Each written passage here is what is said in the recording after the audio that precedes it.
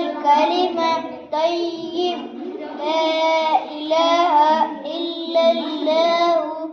محمد رسول الله صلى الله عليه وسلم دوام كلمة شهادة أشهد أن لا إله إلا الله وحده لا شريك له وأشهد أن محمدا عبده ورسوله سوى كلمة تمجد سبحان الله والحمد لله ولا إله إلا الله والله أكبر